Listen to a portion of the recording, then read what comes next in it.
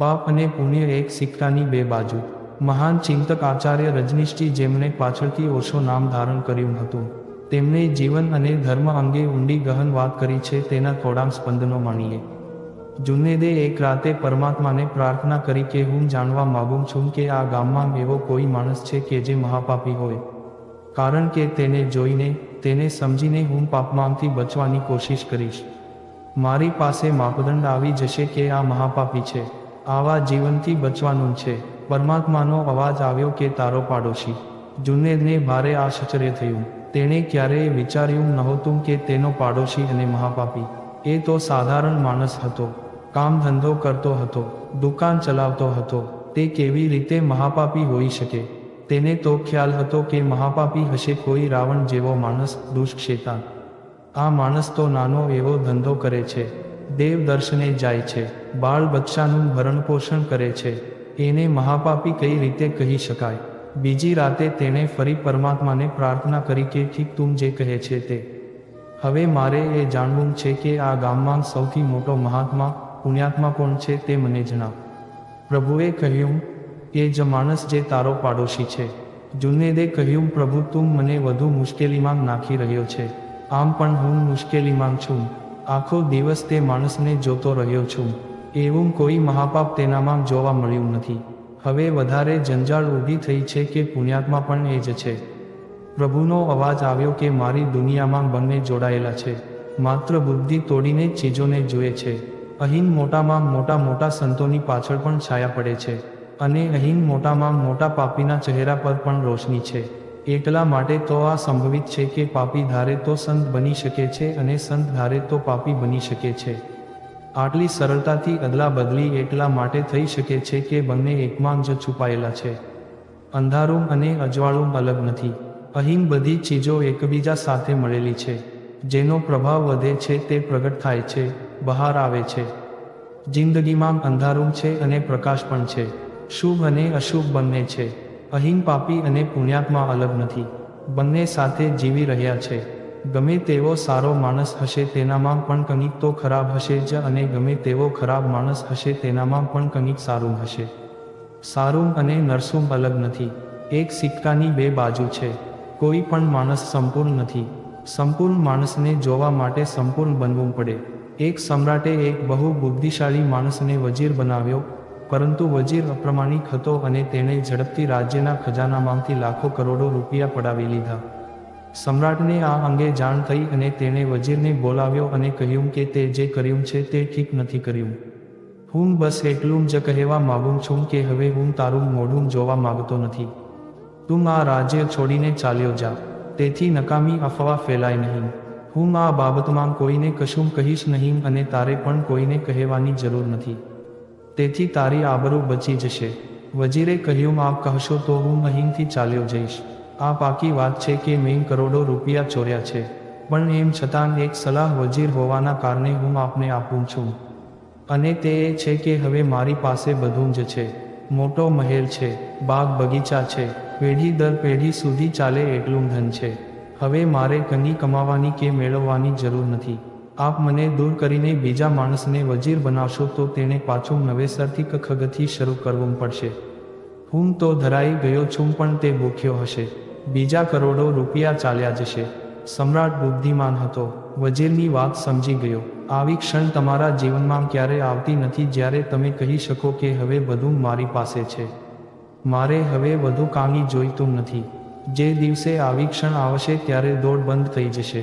નહીતર તમે હર ઘડી ખગથી શરૂ કરતા રહેશો. હર ઘડી નવી વાસના પકડી લેશે.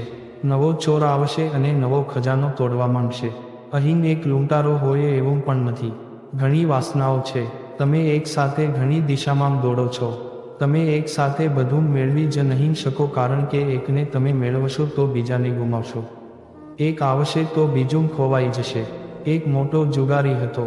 આ લત છોડવા પત્નીએ, કુટુંબે, મિત્રોએ ઘણું સમજાવ્યો, પરંતુ તેણે સાંભળ્યું નહીં. ધીરે ધીરે બધું ગુમાવી નાખ્યું. એક દિવસ એવી હાલત થઈ કે માત્ર 1 રૂપિયો ઘરમાં બચ્યો હતો. પત્ની બોલી, હવે તો ચોકો જરા સાંભળો. પતિએ કહ્યું, જ્યારે આટલું બધું ગયું છે હવે 1 રૂપિયાનો શો હિસાબ? આખરી મોકો આપો. કોણ જાણે 1 રૂપિયામાં ભાગ્ય ખુલી જાય. જુગારીઓ સદા આવું જ વિચારતા હોય છે. જુગારી 1 રૂપિયો લઈને ગયો. જુગારના અડ્ડા પર ભારે ચકિત થયો.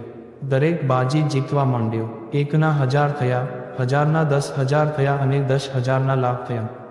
કારણ કે એકઠી થયેલી બધી રકમ દાવ પર લગાવતો ગયો. પછી તેણે 1 લાખ રૂપિયા પણ દાવમાં લગાવી દીધા અને બધું હારી ગયો. તે ઘર પાછો ફર્યો. પત્નીએ પૂછ્યું શું થયું. તેણે કહ્યું 1 રૂપિયો પણ ચાલ્યો ગયો.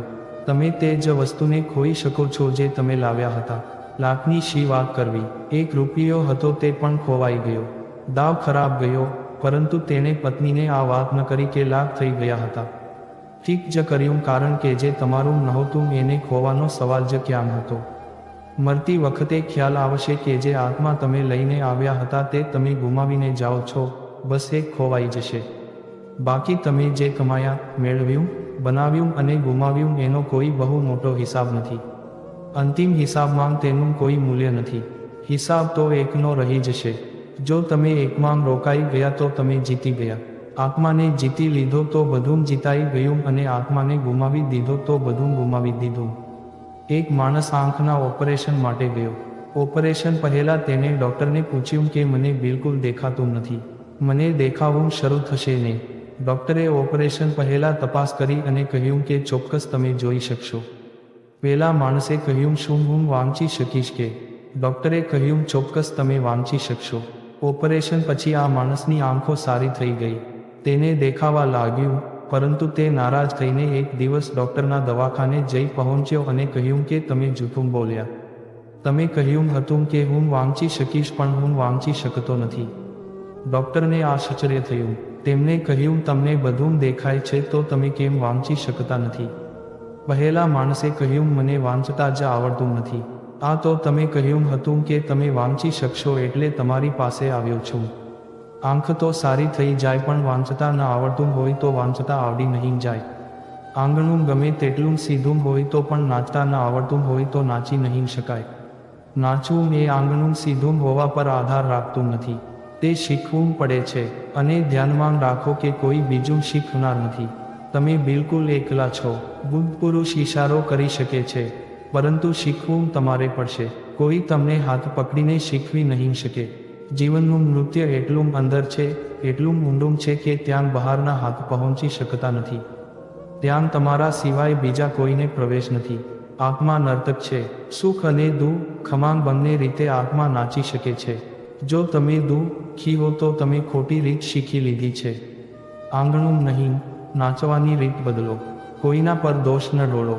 કોઈ ફરિયાદ ન કરો. તમે ખોટું નાચતા રહેશો તો તમને ખ્યાલ નહીં આવે કે ભૂલ તમારી છે, અને સદા ભૂલ બીજાની માનતા રહેશો. ફરિયાદ બંધ કરો અને પોતાની તરફ જુઓ.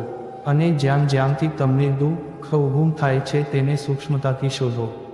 તમારી અંદર જ તેના કારણો મળશે. તે કારણોને દૂર કરી નાખો. વાત પૂરી થઈ જશે. જેનાથી દુઃખ પેદા થાય છે તે કારણોને યાદ કર્યા કરવાનું પ્રયોજન પણ શું છે? જેનાથી કેવળ ઝેરના ફળ ઉગે છે એ તમે શા માટે વાવો છો? અંતરાત્મા રંગમંચ છે. પ્રોજેક્ટર અંદર છે. બધા ખેલના બીજ અંદરથી શરૂ થાય છે. બહાર દુઃખ છે તો જાણવું કે અંદર ખોટી ફિલ્મ લઈને બેઠા છો. અને બહાર તમે જે કંઈ કરો છો તે ખોટું છે. પડદાને બદલવાથી કશો ફરક પડશે નહીં. તમે અંદરથી બદલાશો નહીં ત્યાં સુધી બહારની દુનિયા બદલાશે નહીં.